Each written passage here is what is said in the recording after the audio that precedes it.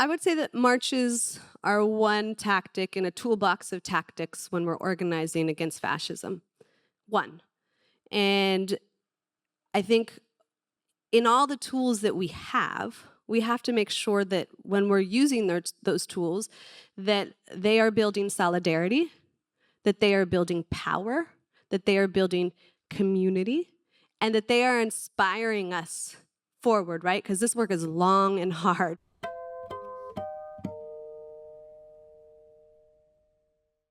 Good evening, everybody, and welcome to the Boston Public Library. Welcome to your library. My name is David Leonard. I am the president of the Boston Public Library, and I will be your moderator for this evening's program. Tonight's program is part of our Lowell Lecture Series for 2025, and it is brought to you by the Boston Public Library Fund. In preparing to celebrate the 250th anniversary of this modern nation next year, the library decided that we would tell stories through the lens of revolution and resistance, knowing that that story is also one of promises of rights yet to be fully realized through our 249-year history as a country so far. For this calendar year in particular, our specific narrative lens is the theme of revolutionary art. Tonight, we are also recognizing National Hispanic Heritage Month. Tonight's program will run just about an hour and be a conversation starting out between myself and our guest. Some time for audience Q&A. So, to my guest for this evening, Paola Mendoza is a Latinx artist, film director, author, and cultural organizer. She co-founded the Women's March and served as its artistic director. She has organized creative actions across the country and is a best-selling author of the books Sanctuary and the New York Times bestseller, Together We Rise, Behind the Scenes at the Protest Heard Around the World. She uses art to disrupt and to disarm, to change our thinking, to advance movements for immigrants, women, and reproductive justice. Her work reflects an immigrant lens and sensibility that offers a different way to see the world. She exposes the inherent violence of overly determined structures of government, borders, and unjust laws. It's quite an accomplishment. Paola, welcome to the Boston Public Library. Thank you. Thank you so much for having me. I'm happy to be in Boston from New York City. Took a beautiful train ride to get here. So We're friendly, I promise you. Yes, you are. So I have a few questions and topics to get into, but I always love to have a guest introduce themselves. Tell us a little bit about who you are and your story, to the extent that you want to share that, just to get us started. Absolutely. First and foremost, I am an immigrant, a very proud immigrant from Colombia. My immigration story. Thank you. ¿Eres de Colombia también? Ah, muy bien. Siempre una colombiana por ahí. My immigration story is central to how and why I am here today. So I will be brief with that, but I do want to tell it. I came to the United States when I was about 3 years old with my mother and my brother. We came to the United States to Los Angeles, and I always say that there was no other Colombians in LA at the time. We were the only ones. But LA really became my home. And in LA, and in my time in the United States, what I started to realize pretty young is that the story of my mother and the story of my community, and even the story of myself, was not reflected anywhere where I was watching TV, where I was watching movies, where I was reading books, in schools. It was as if my mother and our immigrant community and my neighbors just simply did not exist. We were not part of the fabric of this country, but even as a child, I knew that that was not true. I knew that that was a lie because I saw how important our community was to the larger city that we were living in, to one another. And that erasure of my mother and of my community, of myself, really became my North Star when I decided to become an artist. I knew exactly the stories that I was going to tell. I knew exactly the people whom I was going to uplift. And that was immigrants, Those were Latinas, working class, and I was going to show them in the ways that I didn't get to see them the little times that they were in movies. I was going to show them in dignified ways, in complicated ways. I was going to allow the people whose stories I was going to tell, that I was going to allow them to be flawed, because we as human beings are innately flawed. And that really began my journey of telling the stories of immigrants. And it's been now about 20 years since I've been telling stories, an artist, having graduated from college. And those are the stories that I tell. And I didn't know when I made that commitment to myself so long ago that telling those types of stories now, in this moment in 2025, would be such a radical and necessary and beautiful. I knew it would be beautiful, but I didn't know the meaning of having these stories told in this moment in time, and how personal it would be for me, whether they were stories of my mother or people that I met on the street, or stories that were fictionalized. So that really is a core of all of my work, and who I am. Was film, video, movies, was that your chosen genre to begin with, or did that emerge a little bit later on? No, I studied to be an actor. um, I went to theater school. So when I told my mother that I was going to theater school, she almost died. She was like, I did not come to this country. We did not starve in this country for you to go and be a starving artist. Can't you be a doctor or a lawyer or an accountant? You know, the thing that all immigrants hear. And I was like, no, I'm going to do this. And she didn't talk to me for about 3 weeks, 4 weeks. And then I sat her down and I was like, look, this is what I'm going to do. You can either support me or you cannot. She is now one of my biggest fans. I stopped acting after I did a few movies that I acted in and directed in, and then I realized that that was not the life for me, but rather writing and directing was. Um, So we'll certainly come to the books a little bit. There are these two that are fairly recent, and an earlier one as well. But just let's hold on that for a moment. I do want to pick up the story in 2016, which is just after the last presidential, or the presidential and federal elections of that period.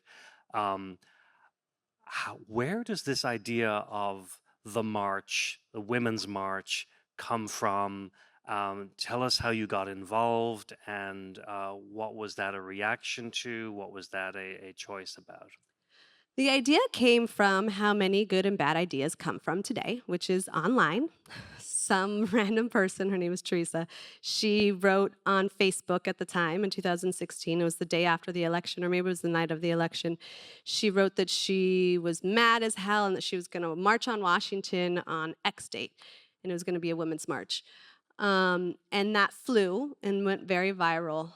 She didn't have any organizing experience. She also lived in Hawaii. And so very quickly, a group of people came together and started organizing the logistics, the actual march, like what it took to actually organize a march. I knew a lot of the people that were organizing at that time. And so, as one does, I wrote them an email or sent them a text, and I was like, yo, I want to get down, let me in.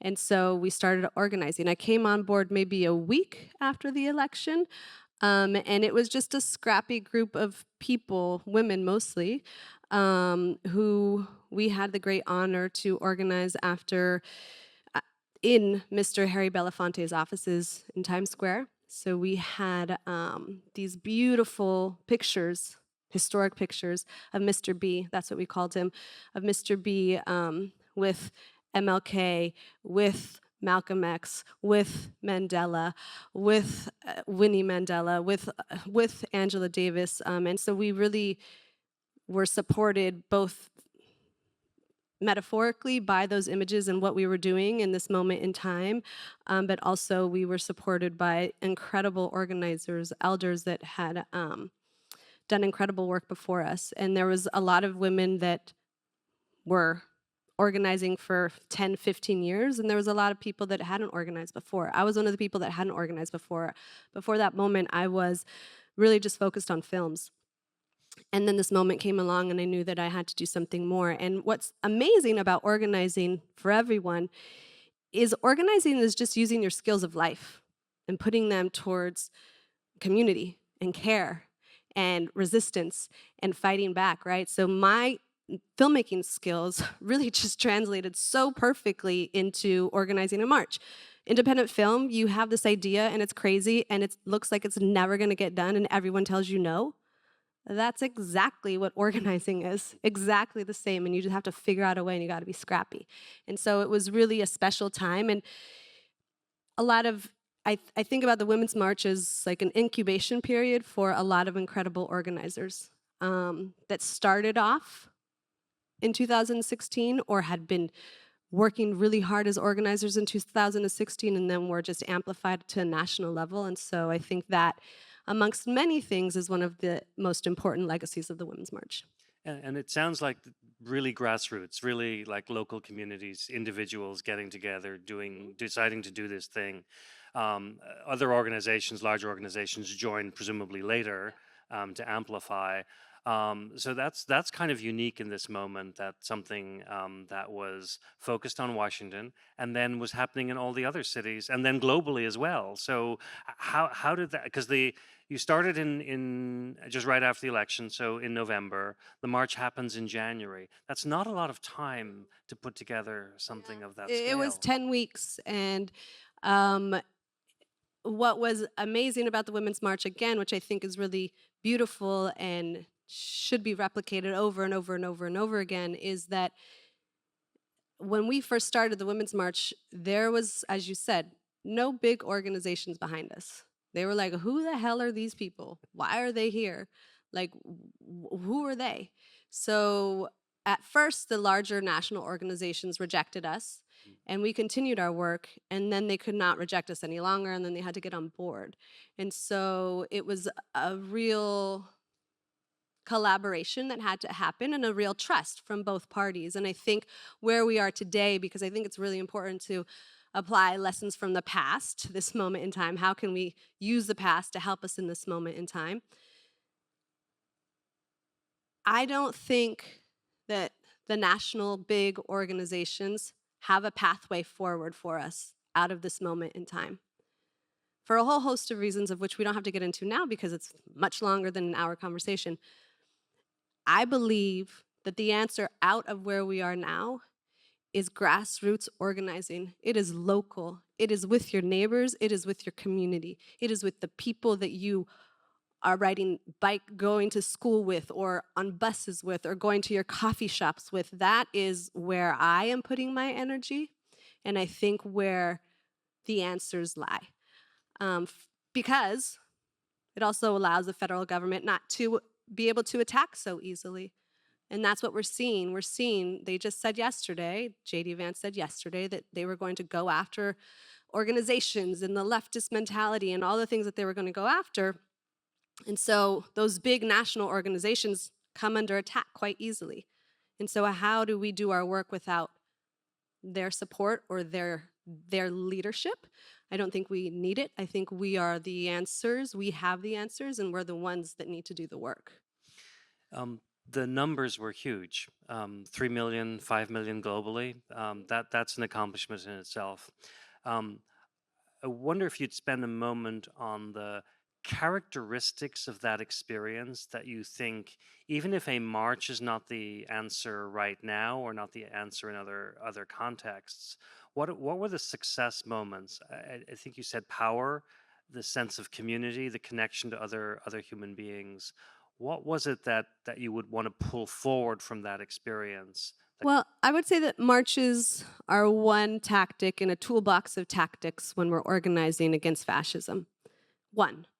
And I think in all the tools that we have to make sure that when we're using those tools, that they are building solidarity, that they are building power, that they are building community, and that they are inspiring us forward, right? Because this work is long and hard, especially where we are now. We thought 2016, 2017 was hard. 2025 is going to be real hard. 2024 is a nightmare. So so we need to have our tactics aligned with making sure that they are accomplishing one of those things, and obviously resistance and change. And so a march was what we needed in 2017. I think also where we failed, because we have to talk about our failures, is that we weren't able to sustain that power throughout the march. We just had a march. We tried real hard to sustain that power, but we weren't able to do it for a whole host of reasons that we don't have to get into right now. But we didn't take that political power and use it truly as a force for good. So that is where marches falter. Because if they're just bringing people together for one day without actual sustained political power and action, it's a waste of time and a waste of money, in my opinion. Also, where we are in this moment in time is the reality that people are tired. We're exhausted. We've been desensitized. We've been beat down. I feel like I've been beat down every morning when I wake up and I look at the news. So, how is it that we can bring people together that will energize them, that will inspire them, that will build political power in a way that is different and unique and tells the story and upholds the values that we believe in? Because that's what we have to hold on to right now, are those values, because our values are being challenged every day.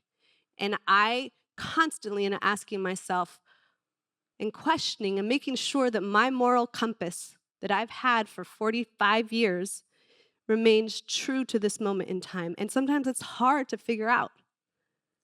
But that's the work that we have to do in order to survive and keep our humanity and also protect one another, which is what I believe what we have to be doing in this moment in time. Do, do you believe that because you identify as an artist, you are an artist? Um, that gives you a different perspective on leadership in these times than, say, someone who's running an organization or in a different position. Do you have a different responsibility, a different freedom, a different effectiveness because of being an artist? I think so. I think my role as an artist, and not all artists feel this way, but my role as an artist in this moment in time is to use art to tap into people's hearts and open them up just a little bit, hopefully, with a little bit more compassion. Because what we're lacking in this moment in time is also compassion. And so I try to create art that is going to do that, that is going to bring compassion to the hearts of everybody in this country. I'm innately creative, so I am constantly thinking of how to do things differently, how to tell the story differently. We are a species of stories. We make sense out of stories. We look for answers in stories. We are moved to change by stories. And so the question for me is, how better do I tell this story to help build the world that I want? I am not naive enough to believe that art is going to change everything. No, it is, again, one tool in our toolbox, but it is a mighty, mighty important tool. And it is a tool that not many of us master, right? And it is also such an important tool that when we look to history, it is the dictators and authoritarians that go after the artists first, because they know. They censor books in libraries because they know that they are wealths of power and knowledge and inspiration and hope. And so that is my role as an artist. And I also believe and want more artists to get involved in this political fight directly. And we need both the organizers, we need both the lawyers, we need both the artists, we need both the people, we need both the politicians as well, unfortunately. I'm going to tie that together by suggesting the book is an artistic creation memorializing some of that march as a way of playing this forward in a way. There are hundreds of pictures in here. They are joyful, joyful individuals represented here. Many in pink, by the way. Don't know if you noticed that, but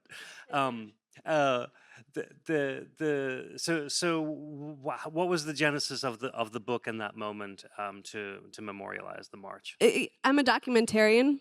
That's where I started in film, actually, is in documenting. And so for me, it is very important to document history, especially as we were entering and are now in fascism. Because fascists and authoritarians, they change history. They change history to suit their current present and their future. And so it's so important for us to document what actually happened, especially now in the age of misinformation. So this book that's unfortunately now out of print, but I have Is like that popular? I have like 300 of them underneath my bed. So if someone wants one, let me know. This book is a document of a moment in time where A, we had hope, where B, we did something, the world did something really beautiful and stood up against a terrible idea and person and ideology that was Donald Trump. And so for me, it's, as you said it about Ireland. Ireland gives us a path for finding peace. If I'm just making our conversation very, very short. This book also is a reminder of, to me now, looking at it, and I haven't looked at it in years, but it is a reminder of what is possible after a very dark and terrible reality. That night, the 2016, I think it was November 2nd, was that when the election was? That night of the election, I was so despondent and so upset. Went into my son's bedroom and I whispered in his ear. He was 3 at the time, and I said, "I'm sorry, I'm so sorry." I had no way forward. Only a week later, did I get an answer? It wasn't the answer, but did I get an answer? And it really put me on a path for years and years and years. And so to me, this book is a reminder that when we're lost, as we are now in this country, that there is a way forward, that there is a light, that there is a possibility, that there is hope. It feels real hopeless right now, but there is hope. As Miriam Kava says, hope is a discipline, so that there's real hope to get out of where we are. Maybe let's continue with the book theme, but take a detour, and we'll come back to the political reality a little bit later, although it's not going too far away, honestly. So your next sort of venture was to write this first novel, or second novel technically, but I think this first of this group, called Sanctuary. I started to read it, and then had to check myself that this was in fact fiction and set in the future, because it felt so much of the moment. Would you mind telling us a little bit about the characters and the plot without giving too much away? People should go through that period of pain themselves. But the time you started writing it, when it's published, and when it is set, I think is interesting. Yes. So I started writing in 2018 after family separation. Family separation, I was organizing against family separation. For those that remember, it was a terrible Trump policy that literally stole about 6,000 children from their parents at the border, 1,000 of which have never been reunited with their parents. I was helping parents try to find their children when they were reunited, and I'm a very resourceful person. I always tell my son, if you want ice cream in the middle of the desert, you call mama, and mama's gonna get you ice cream, and it's not even gonna be melted. Like, I got you, kid, whatever you need. This is my job. Like, I make the impossible possible. I could not get these kids back to their parents. No matter what I did, no matter who I spoke to, I had access to tons of people, and I couldn't. And it broke me as a mother. My son at the time was about 5, and so a lot of the kids were that age. And I needed to do something with all of this rage that I had. And I use art to process. I use art to create. I use art to heal for myself. And so I came up with this idea, which is Sanctuary. Sanctuary tells a story. It takes place in 2032, and it tells the story of Valentina Valley. She's a 16-year-old undocumented girl, and she lives in Vermont. And there is an unnamed president at the time in the book, whom is a third-term president, so he's the Constitution has been thrown out the window, obviously, and everyone is chipped in the United States. And if you are undocumented, you don't have access to a chip. And the deportation force is released, and they start rounding up everyone that doesn't have a chip. And Valley is undocumented, but she has a fake chip. Her mom's chip malfunctions, who is also undocumented, and her mom is taken. And at that time, California secedes from the Union. So the story is essentially Valley and her brother, who's 8 years old, trying to get to California for safety because California says that all immigrants are welcome. And that's the story. And Sanctuary, it's terrifying. It's terrifying mm, how clearly it states the world that we're living in now. And it came out in 2020. There's now a second book. There is a second book, Solis, that just came out last year, and it continues with the story of Valley and what happens if and when she makes it to California, what happens to her afterwards. Um, these are classed as young adult novels. They Yeah. are for young people. What was your message? Why choose to write for young people, given the story, the material, the moment that you're responding to? Yeah.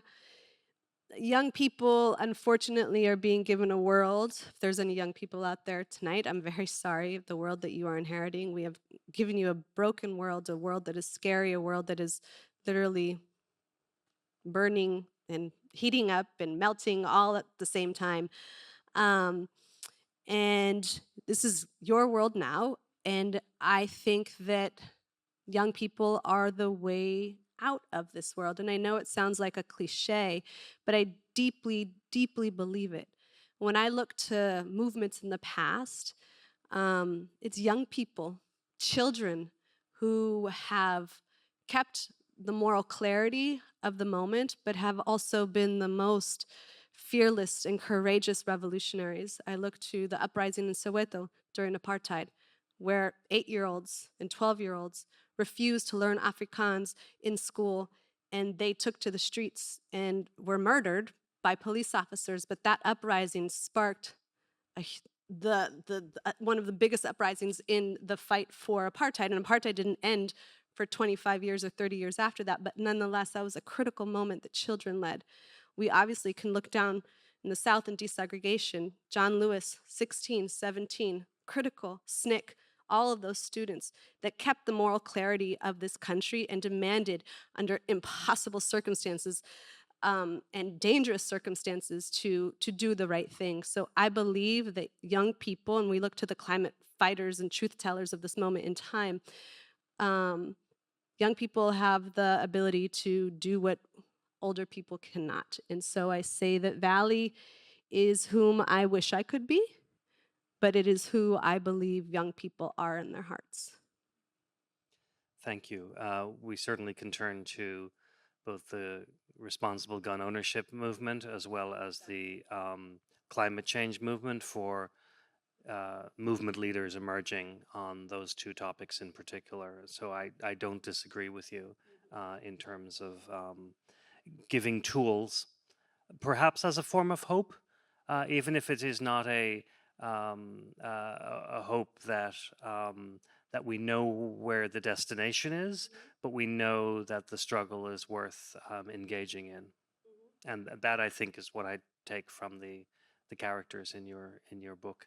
Um, I don't know how it ends yet, but we'll see where it goes. Yeah, I also think that the beauty about Valley is she's just a regular girl. She has no superpowers. She's not like Katniss from the Hunger Games, where she's like an incredible archerist. She's just regular. She doesn't sing beautifully. Like, there's nothing special about her. And yet, she becomes an extraordinary freedom fighter.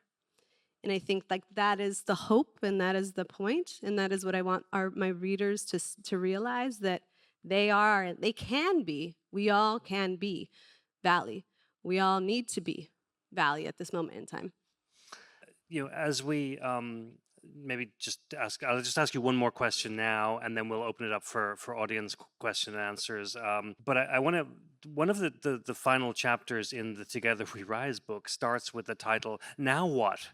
So I want to like take my inspiration from that and this moment that we're living through now.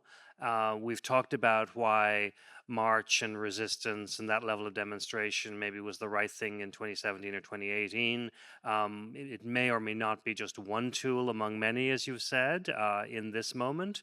And I think you have tried in our discussion of the novels to talk about a message of a path forward, which is a call to struggle and a call to make it a better world. Um, can you build a little on that for the now what moment? I so much is um, dark that to ask for hope almost feels presumptuous. But I want to give you the opportunity to respond to now what. I don't think I can answer the now what without obviously talking about and directly about the assassination that happened a few days ago of Charlie Kirk. I think being Colombian and coming from a country that was officially in civil war for 52 years, continues to be in severe amounts of violence now, and unfortunately is spiraling into tremendous violence as we speak, that as we figure out the now what, we have to be very clear that political violence is wrong, and political violence is not the answer at all. It was not the answer with the state senators that were the state senator, the Speaker of the House that was assassinated 3 months ago over the summer, when Pelosi's husband was attacked, when Donald Trump, the assassination 2 times happened, the attempted assassination against Donald Trump happened, when Josh Shapiro's house, the governor's house, was burnt on fire, lit on fire. There is political violence across all ideologies at this moment in time. And my now what is committing to nonviolence and committing to Francia Marquez is the vice president of Colombia, and she is a victim of violence. She has had several assassination attempts against her in Colombia, but her staunch belief in peace at all costs is really important to hold on to when the easy thing is to be violent. And so to me, it is, again, going back to that moral compass, even how we respond to political violence, both online and in person individually, making sure that we are maintaining ourselves, true to ourselves of who we are and how to keep this world and this country moving forward, that is a better place for everyone. And I've been doing a lot of work. I'm kind of veering off here, but I promise you it's gonna have a point. I've been doing a lot of work and volunteer work in courthouses in New York City, with people that are going to their immigration court hearings. I've seen a lot of violence happen to specific individuals. I've seen ICE take people away. I've seen people's worst nightmares become reality. And it is horrifying, and it is violent. And that to me is also political violence. And so we need to focus on how we stop political violence in all of its forms, both in our everyday lives, in our individual lives, and in the structural realities that we're living in.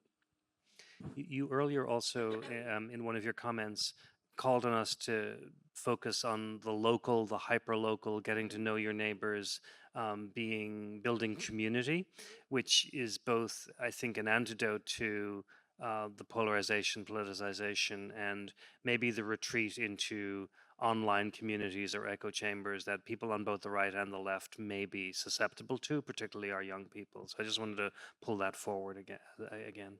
Yeah. Thank you. If we could have the lights up, and if people have a question, we have two of our wonderful staff members who have microphones to bring to you. I'm Angela.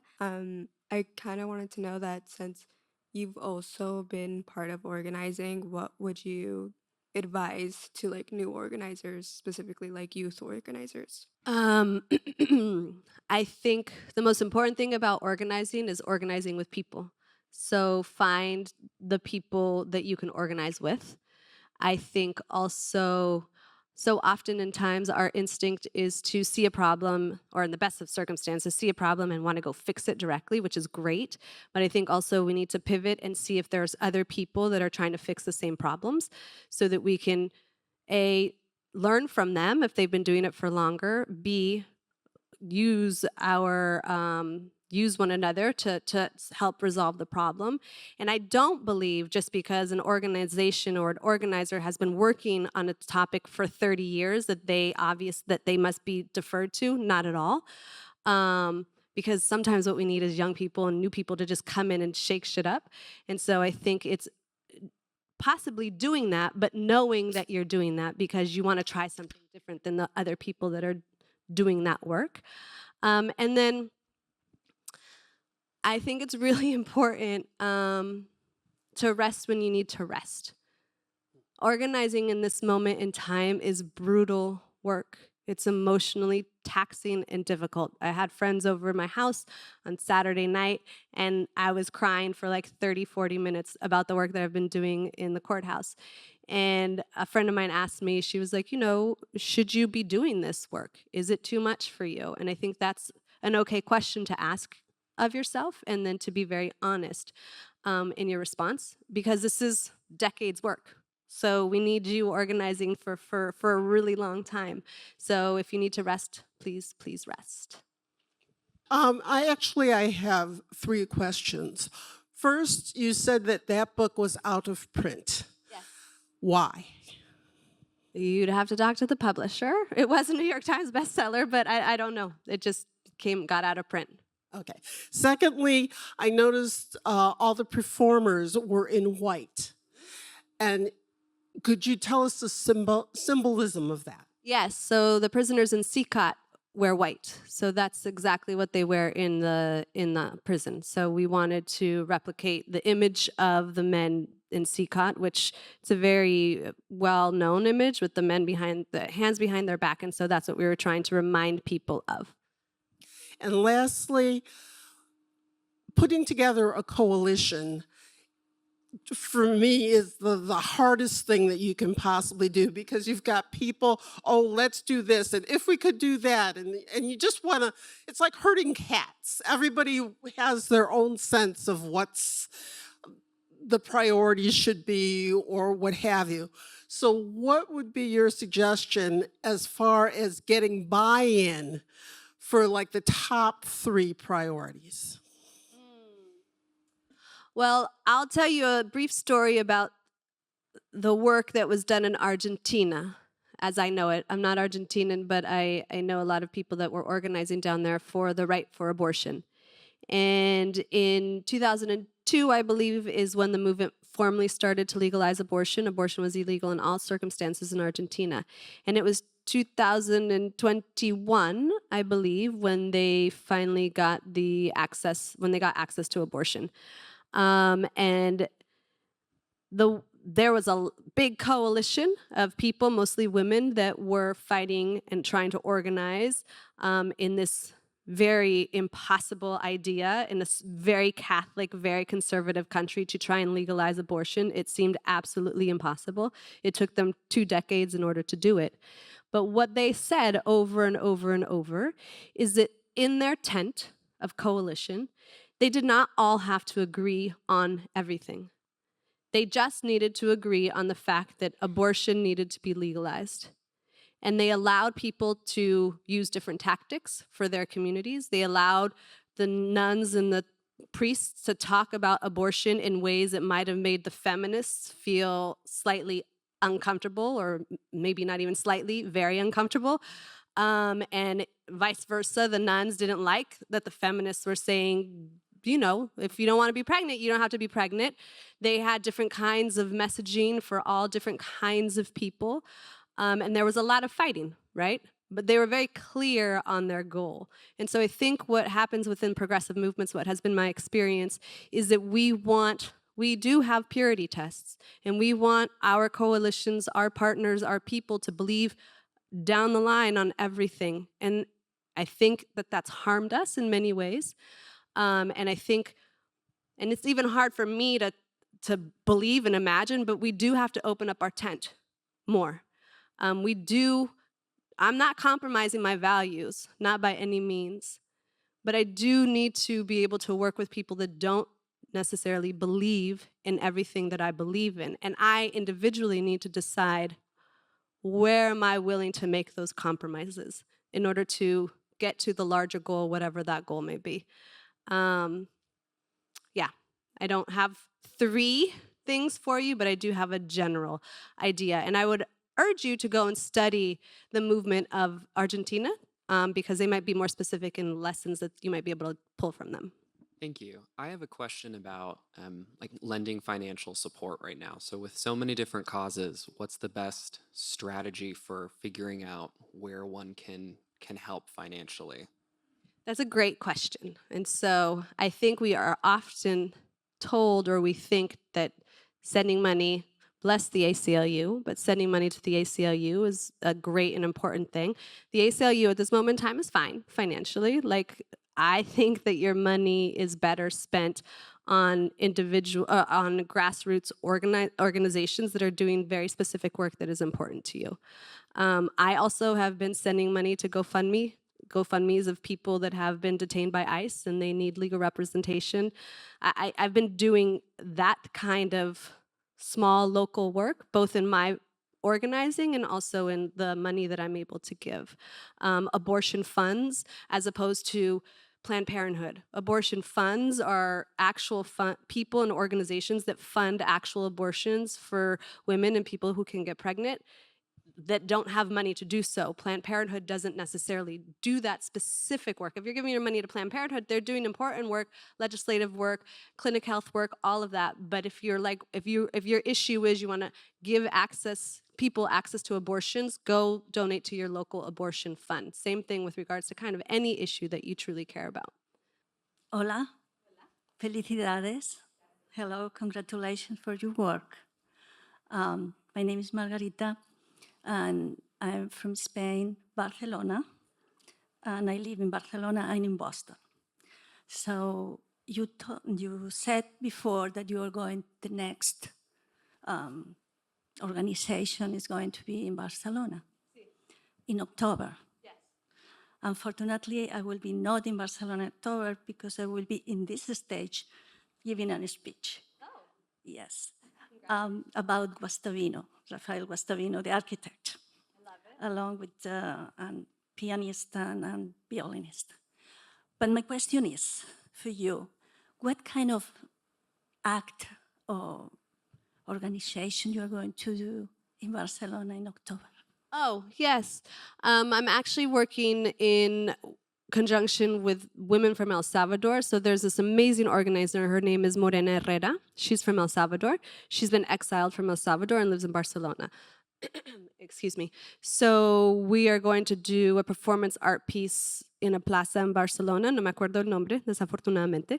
But Morena is the one that is, it's her organization and it's her organizing work that I'm going to be amplifying. And it's about? Oh, it's about, so in El Salvador, women, unfortunately, have been condemned to 20, 30, 40, 50 years, years of prison because they are being charged with having an abortion. A water break is okay, I swear. So in El Salvador, women have been condemned to prison for decades because abortion is completely illegal. So it's uplifting that reality. Thank you so very much. Thank you for the questions so far. There's time for 1 or 2 more if there are. Thank you. Hi, Paola. I'm Paula, so we're almost tocayas. Thank you so much for your work. It broke me a little bit. And going along with that theme, I was wondering, As an artist, I have two questions. One is, how do you find a way to recharge, a way to kind of like replenish after engaging in this work, both giving it, but also like, I guess, being in the space to be inspired? And the second is, how do you prioritize what you want to say? Is it something that comes from your instinct or is more strategic, especially because we're talking about organizing, right? Two very good questions.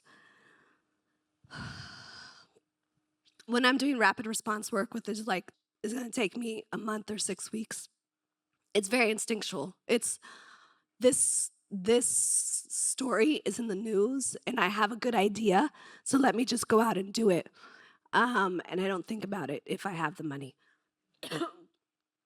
For books that are going to take me 2 or 3 years, I think about it a lot more.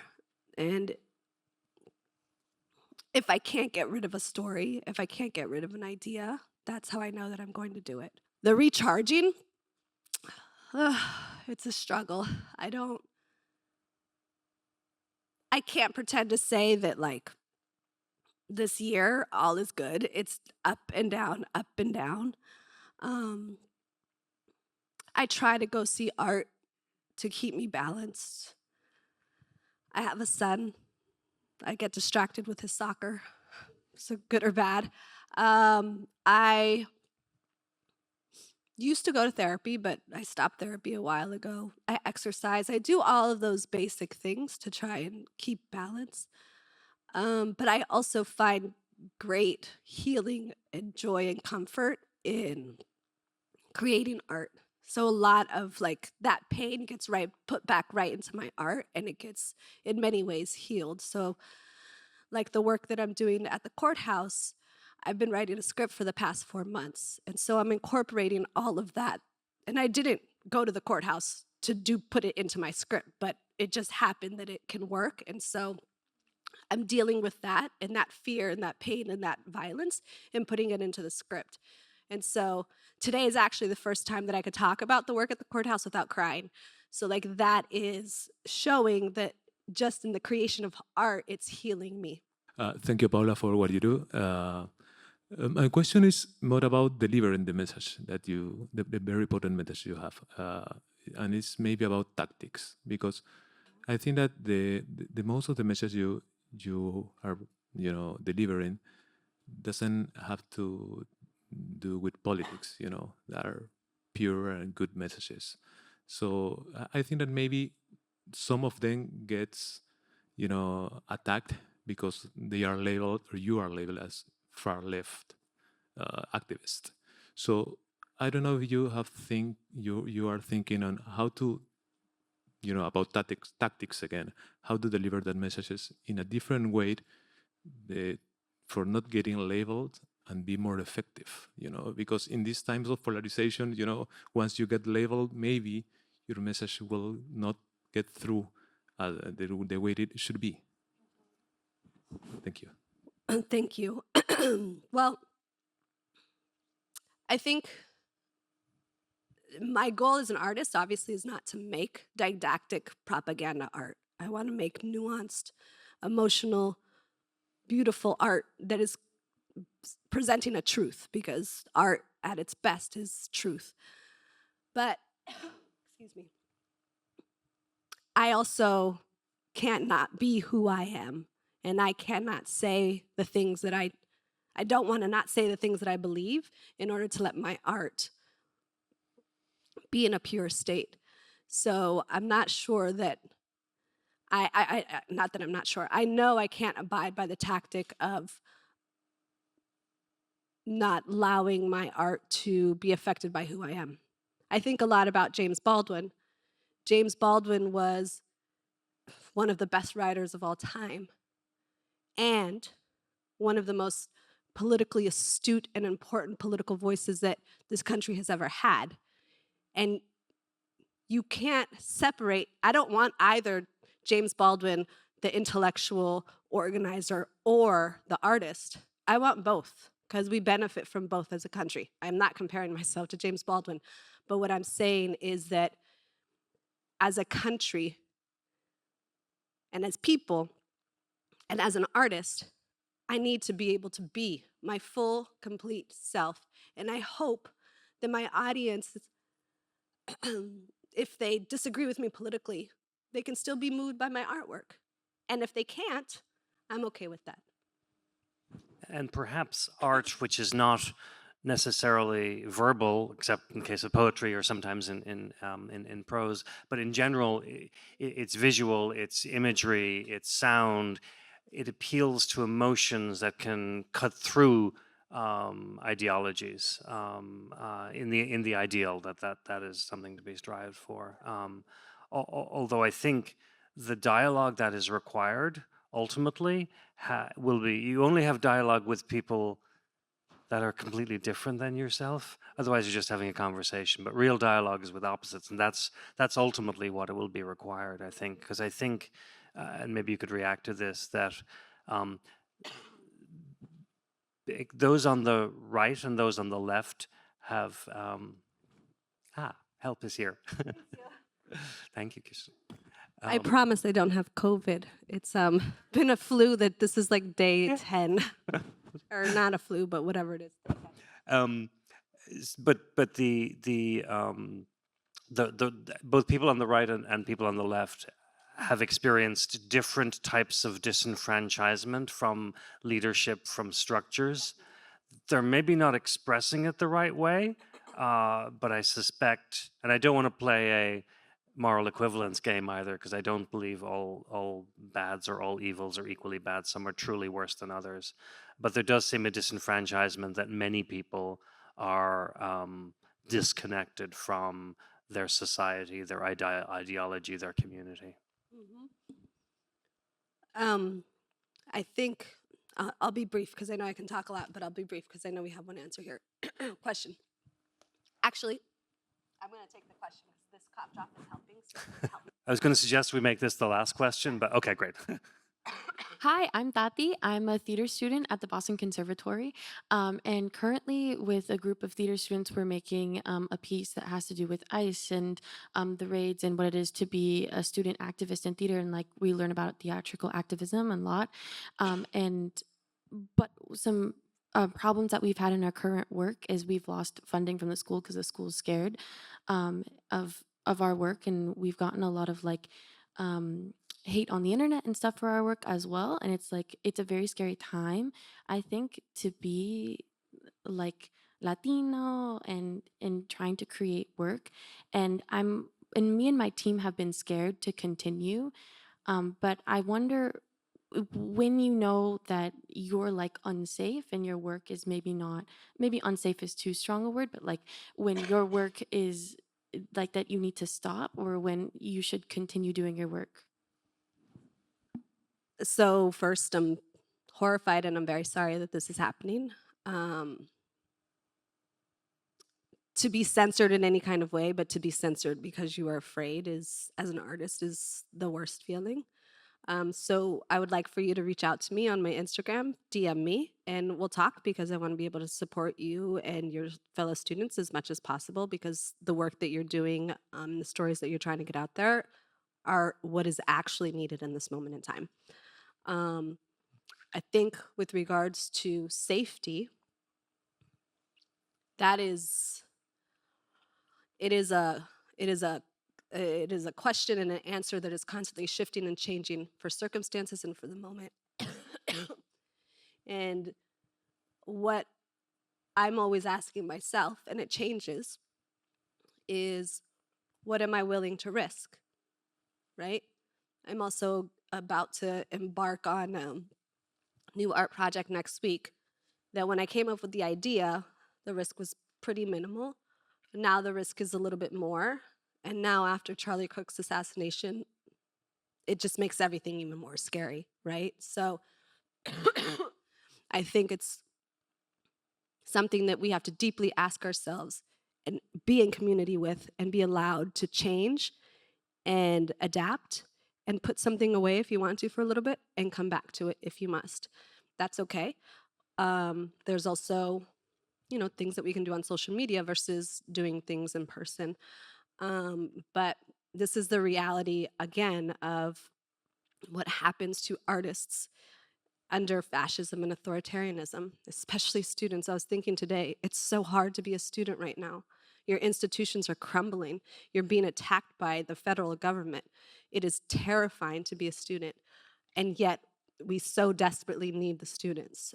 So I feel for you, and please, please reach out to me. I think it's also about identifying and try to qualify the type of risk that you're encountering. Sometimes it's the system will do bad things to you. Sometimes it's a bad actor will take an action that could have a terrible outcome. But it equally can be the chilling effects of the environment that's being created. So I think doing some threat analysis or risk assessment is also, but yeah, the healing, the taking care of self in this work, in these conversations, is just as important as the values and principles.